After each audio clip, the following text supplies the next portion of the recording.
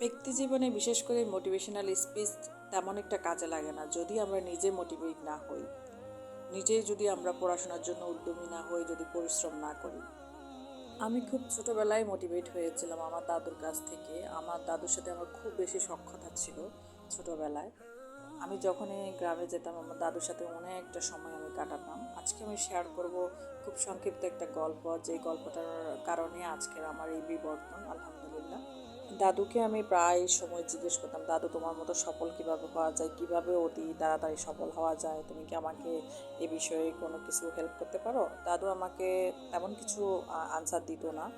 তো একবার দাদু আমাকে নার্সারিতে নিয়ে গিয়েছিল এবং দুটো গাছের চারা কিনেছিল এবং বললো যে চলো আমরা গাছের চারা দুটো রোপণ করি এবং তুমি তোমার প্রশ্নের উত্তর পেয়ে যাবা। দুটো গাছের মধ্যে আমরা একটি গাছ লাগালাম হচ্ছে আমাদের ঘরের বারান্দায়, আর একটা গাছকে দাদু একদম বড় একটা খোলা মাঠে লাগিয়ে দিল। এরপর বলল যে আমরা 4 বছর পরে এই গাছগুলোকে দেখব, দেখা যাক। তো দাদু এমনি আমাকে কোশ্চেন করেছিল যে তোমার কি মনে হয় এখানে কোন গাছটা তাড়াতাড়ি বড় হবে? আমি দাদুকে বললাম যে নিশ্চয়ই আমাদের বারান্দায় যে গাছটা সেটা বড় হবে, কারণ সে সব ধরনের ঝড় ঝাপটা, ঝড় বৃষ্টি যখন হবে সব কিছু থেকে সে যেহেতু সেফ জোনে আছে, সেই গাছটা তাড়াতাড়ি বড় হবে এবং সে তাড়াতাড়ি হচ্ছে যে ফল দিবে। 4 বছর পরে আমি যখন আবার গেলাম, আমি আমাদের বাসার যে বারান্দায় যে গাছটা লাগানো হয়েছে সেটা দেখলাম যে মোটামুটি বড় হয়েছে এবং সজীব আছে। এরপর দাদু আমাকে নিয়ে গেলেন সেই মাঠে, যে মাঠে অন্য ফলের গাছটা লাগানো হয়েছিল সেই গাছটা দেখার জন্য। আমি দেখলাম, দেখে অবাক হয়ে গেলাম যে সেই গাছটা অনেক বড়, একদম ডালপালা গজিয়ে ফল ধরে একদম ছায়া দিচ্ছে, মানুষকে ফল দিচ্ছে। তখন দাদু আমাকে জিজ্ঞেস করলো যে তুমি এখন বলো যে এই গাছটা এত বড় কিভাবে হলো এবং আমরা যে বারান্দায় যে গাছটা লাগালাম সেটা এখনো ছোট কেন? আমি সেই সময় কিছুই বলতে পারিনি দাদুকে। দাদু আমাকে বলল যে তার একটাই কারণ, যে বাসায় আমরা যে গাছটা লাগিয়েছি সেই গাছটা হচ্ছে যে ঝড় ঝাপটা সে কোনো কিছুই উপেক্ষা করতে পারেনি, কারণ সে তার একটা কমফোর্ট জোনে ছিল, সে কমফোর্ট জোনেই বড় হয়েছে।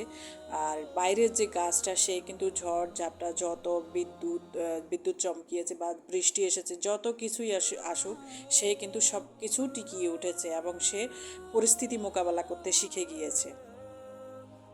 পরিস্থিতি মোকাবেলা করতে শিখে গিয়েই সে হচ্ছে যে বড় হয়ে গিয়েছে। জীবনের যত পরিস্থিতি আসুক সে কিন্তু সব পরিস্থিতিকে নিজেকে মানিয়েই সে আজকে এই পর্যায়ে চলে এসেছে। তো এ থেকে আমরা শিক্ষা পাই হচ্ছে যে আমরা কখনো নিজের কমফোর্ট জোনের মধ্যে থেকে আমরা জীবনে সফলতা অর্জন করতে পারবো না। জীবনে বাধা বিপত্তি এগুলো আসবেই, এগুলো আসতে থাকবেই। এগুলো যতক্ষণ না আমরা ডিঙিয়ে যাব আমরা কখনোই সফলতা অর্জন করতে পারবো না। সেই গাছটা যেরকম আজকে ছায়া দিচ্ছে, সবাইকে ফল দিচ্ছে, ঠিক তেমনি করেই আমাদেরকে সকল বাধা বিপত্তি সব কিছু ডিঙিয়ে গিয়ে আমাদের সফলতার সেই উচ্চ শিখরে আমাদেরকে পৌঁছাতে হবে, যেখানে পৌঁছাতে গিয়ে আমাদেরকে শত বাধা পেরোতে হবে।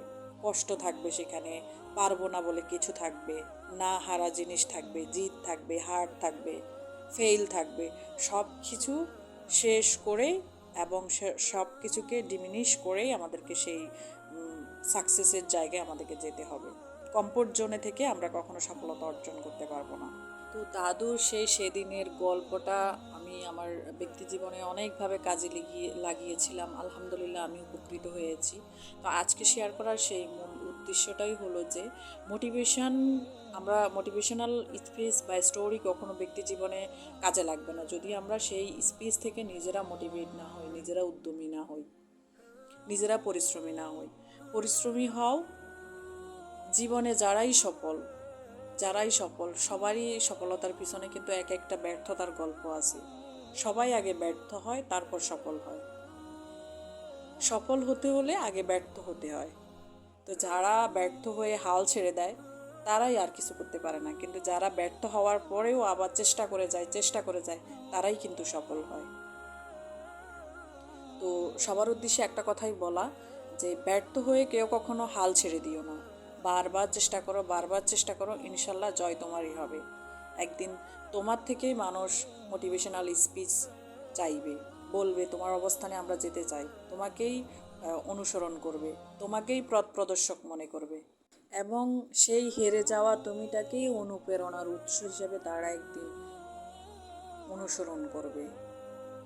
দেখো তো সেই জিনিসটা চিন্তা করে একবার, সেই দিন তোমার এই সফলতা তোমাকে কী ধরনের শান্তি দিবে, আশ্বাস দিবে। তো ব্যর্থতা ছিল বলেই তো সফলতা আসবে। ব্যর্থতা না থাকলে তো সফলতা কখনো আসবেও না, আর এই সফলতার স্বাদ কখনো তুমি পাবেও না। তো এই জন্য সফল হওয়ার আগে ব্যর্থ হও, আবার ব্যর্থ হয়ে কখনো হাল ছেড়ে দিও না। যারা হাল ছেড়ে দেয় তারাই ফেলিউর হয়। তো আজকের মতো এখানেই বিদায় নিচ্ছি। হ্যাপি লার্নিং, সবাই পড়াশোনা করো ইনশাল্লাহ। আল্লাহ অবশ্যই ভালো কিছু সামনে রাখছেই, ইনশাল্লাহ ভালো করে পড়াশোনা করো। আল্লাহ সবাইকে ভালো একটা সাকসেস দিবে ইনশাল্লাহ ইন ফিউচার। ধন্যবাদ সবাইকে।